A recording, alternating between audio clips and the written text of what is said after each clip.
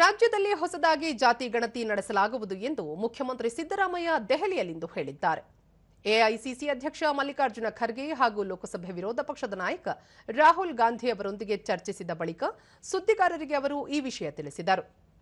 ರಾಜ್ಯದಲ್ಲಿ 2015-16ನೇ ಸಾಲಿನಲ್ಲಿ ಜಾತಿ ಗಣತಿ ನಡೆಸಲಾಗಿದ್ದು ಅದನ್ನು ಸರ್ಕಾರ ಔಪಚಾರಿಕವಾಗಿ ಒಪ್ಪಿಕೊಂಡಿದೆ. ಆದರೆ ಈ ವರದಿಯ ಬಗ್ಗೆ ಮಠಾಧೀಶರು, ಸಂಘ ಸಂಸ್ಥೆಗಳು, ಕೆಲ ಸಚಿವರು ವಿರೋಧ ವ್ಯಕ್ತಪಡಿಸಿದ ಹಿನ್ನೆಲೆಯಲ್ಲಿ ಹೊಸದಾಗಿ ಸಮೀಕ್ಷೆ ನಡೆಸಲು ಪಕ್ಷದ ನಾಯಕರು ಸೂಚಿಸಿದ್ದಾರೆ. ಈ ಹಿನ್ನೆಲೆಯಲ್ಲಿ 90 ದಿನಗಳ ಒಳಗಾಗಿ ಸಮೀಕ್ಷೆ ನಡೆಸಿ ವರದಿ ಪಡೆಯಲು ತೀರ್ಮಾನಿಸಲಾಗಿದೆ ಎಂದು ಹೇಳಿದರು.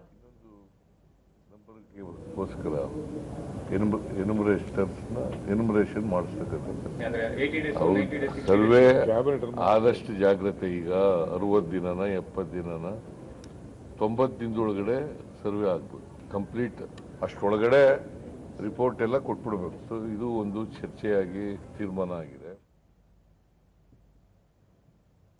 ಬೆಂಗಳೂರಿನ ಕಾಲ್ತುಳಿತ ಪ್ರಕರಣ ವಿದ್ಯಮಾನ ಕುರಿತು ನಾಯಕರೊಂದಿಗೆ ವಿಸ್ತೃತ ಚರ್ಚೆ ನಡೆಸಲಾಗಿದೆ. ಈಗಾಗಲೇ ನ್ಯಾಯಾಂಗ, ಜಿಲ್ಲಾಧಿಕಾರಿ ಹಾಗೂ ಸಿಐಡಿ ತನಿಖೆ ಪ್ರಗತಿಯಲ್ಲಿದೆ. ವರದಿ ಸರ್ಕಾರದ ಕೈ ಸೇರಿದ ನಂತರ ತಪ್ಪಿತಸ್ಥರ ವಿರುದ್ಧ ಕಠಿಣ ಕ್ರಮ ಕೈಗೊಳ್ಳಲಾಗುವುದು ಎಂದು ತಿಳಿಸಿದರು. ಪ್ರಶ್ನೆಯೊಂದಕ್ಕೆ ಉತ್ತರಿಸಿ ಸಚಿವ ಸಂಪುಟ ಪುನರ್ರಚನೆ ಬಗ್ಗೆ ಯಾವುದೇ ಚರ್ಚೆ ನಡೆದಿಲ್ಲ ಎಂದು ಹೇಳಿದರು.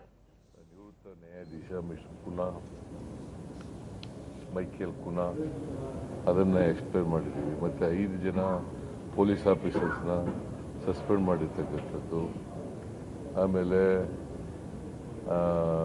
ಇಂಟೆಲಿಜೆನ್ಸ್ನವ್ರನ್ನ ಇಂಟೆಲಿಜೆನ್ಸ್ ಹೆಡ್ಡನ್ನು ಟ್ರಾನ್ಸ್ಫರ್ ಮಾಡಿರ್ತಕ್ಕಂಥದ್ದು, ಆಮೇಲೆ ಪೊಲಿಟಿಕಲ್ ಸೆಕ್ರೆಟರಿ ರಿಲೀವ್ ಮಾಡಿರ್ತಕ್ಕಂಥದ್ದು, ಇದನ್ನೆಲ್ಲ ಎಕ್ಸ್ಪ್ಲೇನ್ ಮಾಡಿದ್ದೀವಿ.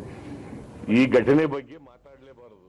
ಯಾಕಂತಂದ್ರೆ ನಾವು ಒನ್ ಮ್ಯಾನ್ ಕಮಿಷನ್ ಅನ್ನ ಅಪಾಯಿಂಟ್ ಮಾಡಿದ್ದೀವಿ. ಅಲ್ಲಿ ಏನು ವರದಿ ಬರ್ತದೆ ನೋಡ್ಕೊಂಡು ಆ ವರದಿನಲ್ಲಿ ಯಾರು ತಪ್ಪಿತಸ್ಥರು ಅಂತ ಹೇಳ್ತಾರೆ ಅವ್ರ ಮೇಲೆ ಕಠಿಣವಾದಂತ ಕ್ರಮ ತಗತ್ತೆ.